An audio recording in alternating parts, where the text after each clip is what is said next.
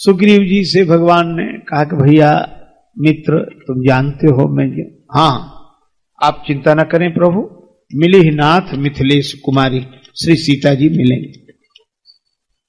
भैया तुम्हें कोई समाचार मिला, कोई खबर मिली? खबर मैंने खुद देखा, अपनी आंखों से देखा, गगन पंथ देखी मैं जाता। राम जी बड़े प्रसन्न हुए कि चलो श्री सीता जी को देखने वाला कोई मिला, अब तो बहुत बढ़िया होगा। लक्ष्मण जी को बड़ी उदासी हुई। भगवान ने कहा क्या बात है लक्ष्मण, ये कह रहे हैं कि हमने सीता जी को देखा, कितनी खुशी की बात है। लक्ष्मण जी बोले क्या खुशी की बात है, ये आदमी किसी काम का है? क्यों? ये कह रहे हैं कि हमने श्री सीता जी को देखा। लक्ष्मण जी बोले देखा, पर इनसे ये पूछो किया क्या इन्होंने? और अकेले नहीं थे, मंत्रण सहित यहां एक बार बैठ रहे हूं मैं, करत बिचारा गगन पंथ देखी मैं जाता। मैंने खुद देखा और मैं अपने साथियों के साथ बैठा था, पर किया कुछ नहीं।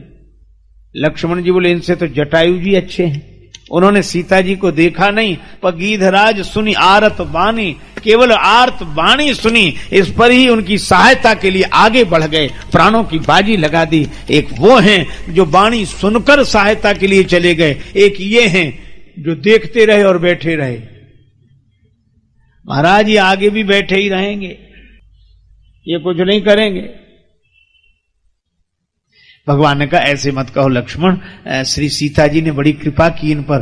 क्या कृपा की? अपना वस्त्र गिराया, आभूषण गिराए, तो इनको कृपा पात्र समझ के ही तो वस्त्र आभूषण गिराए होंगे।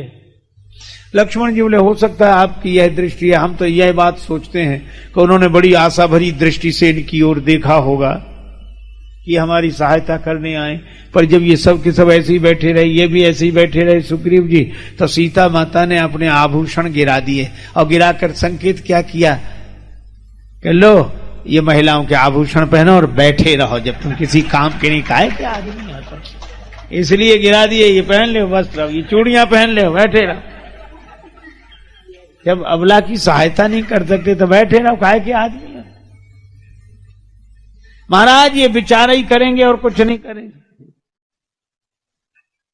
अच्छा मैं आपको एक बात बताऊं, सचमुच हनुमान जी की कथा विशेष रूप से जिस कांड में है उस कांड का नाम है सुंदर कांड, और सुंदर कांड के पहले एक कांड है किष्किंधा कांड, और किष्किंधा कांड की यही विडंबना है कि यहां विचार किया जाता है, काम नहीं किया जाता।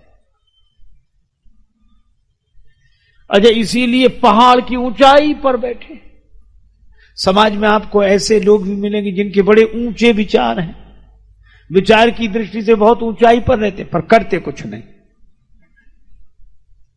वहां केवल विचार किया जाता। देखो विचार करना अच्छा है, पर विचार करते ही रहना, जो बराबर विचार ही कर दिए विचारे ही हैं ये।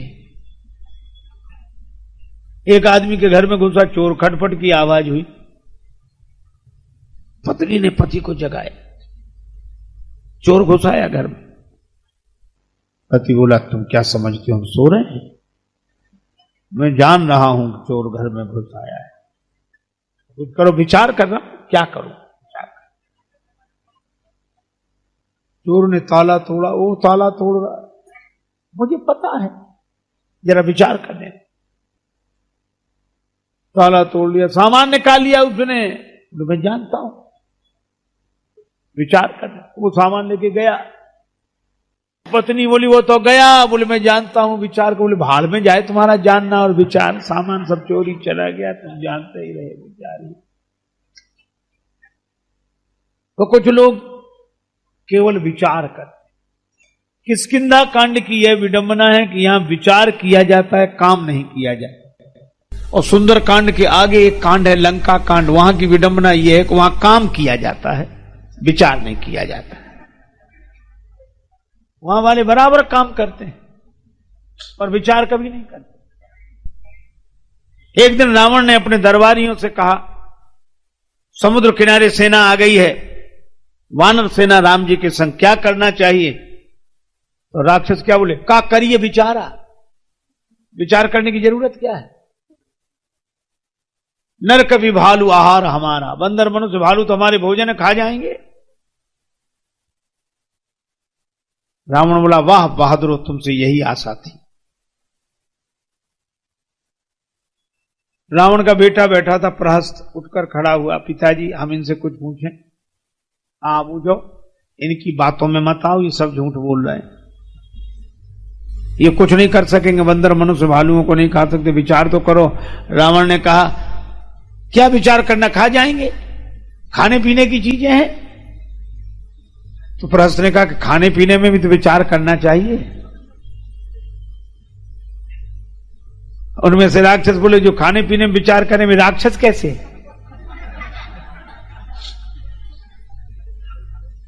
पहचान ही है जो खाने पीने में विचार न करे। प्रहस्त ने कहा कि इतने बंदर आए हैं राम जी के संग, तुम सबको खा जाओगे? राक्षस बोले हाँ हम खा जाएंगे। अच्छा एक बात बताओ, कुछ दिन पहले राम जी का एक बंदर आया था और तुम्हारे देखते देखते लंका जलाई थी, तुम सब मौजूद थे? हाँ थे। तो उस दिन तुम्हें भूख नहीं लगी थी कि पेट खराब था? क्षुधा न रही तुम्हें तब काहू, और जारत नगर कसना धरी खाहू, तब तुम्हें भूख नहीं थी? बंदर को पकड़ के खा जाते, एक बंदर को खा नहीं सके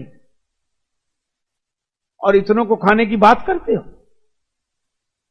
रावण ने बेटे से कहा निकल जाओ, मनोबल गिराते हो योद्धाओं का, इसमें कोई विचार मत करो। प्रहस्त बोला कि बस यही तो कारण है, सोने की लंका में आग इसलिए लगी जहां बिना विचारे काम किए जाते हैं, उनका मकान सोने का भी क्यों ना हो तो बिना आग लगे रह नहीं सकते। तो लंका कांड में केवल विचार काम किया जाता, विचार नहीं किया जाता। अच्छा आपने एक कथा सुनी होगी, अमृत पी लिया था राहुल ने, भगवान मोहिनी बनकर अमृत वितरण कर रहे थे, तो देवताओं के सूर्य चंद्र के बीच में बैठ गया और वहां अमृत पी लिया, अमर हो गया। सूर्य चंद्र ने इशारा किया तो भगवान ने चक्र चलाए तो गर्दन कट गई, सिर और धड़ अलग अलग हो गए, पर वो अमर था, आज तक है। पहले तो एक था और जब से सिर कटा तब से दो हो गए, राहु केतु। राहु माने केवल मुख ही मुख, सिर और मुख, और केतु माने केवल धड़ ही धड़। अगर अच्छा देखा जाए तो विचार का केंद्र ये है और कार्य करने के सारे अंग इस धड़ में, यहां ये दोनों मिले रहें तो जीवन है, और दोनों अलग अलग हो जाएं तो मृत्यु है। अर्थात विचार का केंद्र और कर्म करने वाले साधन एक साथ मिले रहें तो जिंदगी है, अर्थात विचार पूर्वक कर्म करने का नाम जीवन है। और ये राहु केतु अलग हो जाए तो विचार अलग, काम अलग। और सचमुच आज देखा जाए तो समाज की सबसे बड़ी दुर्दशा यही है कि जो विचार करते हैं वे बेचारे कुछ कर नहीं पाते, जो करते हैं वे विचार नहीं करते। ये दो ही समस्याएं और कोई तीसरी समस्या ही नहीं। विचार करने वालों की कोई सुनता नहीं, वे विचारे ही देते रहते हैं, और कोई सुने तब तो, और जिनको करने को मौका मिलता। ऐसे समझ लो आज दो दिखाई पड़ रहे हैं, कुछ राहु कुछ केतु।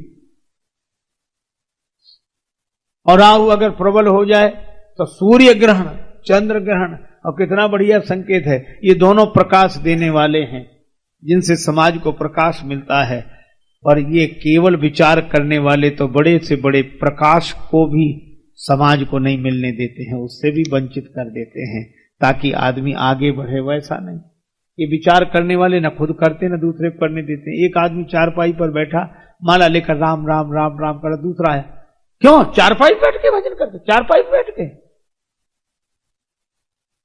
तो बोला कि गलती हो गई, आप कहां बैठकर भजन करते हैं, हम भी वहीं किया करेंगे। वो क्या बोला, हम तो करते ही नहीं। बोलो, ऐसी दशा हो गई। अच्छा, और एक अद्भुत बात है, सुंदर कांड इन दोनों के बीच में है। सुंदर कांड इन दोनों के किष्किंधा कांड से थोड़ा आगे बढ़ो तो सुंदर कांड होगा, और लंका कांड वाले थोड़ा पीछे लौटें तो सुंदर कांड होगा। इसका अर्थ है कि विचार करने वाले उस विचार को व्यवहार बनाते हुए थोड़ा आगे बढ़ें तो सुंदर कांड होगा, और बिना विचारे काम करने वाले थोड़ा विचार करने के लिए पीछे लौटें तो सुंदर कांड होगा।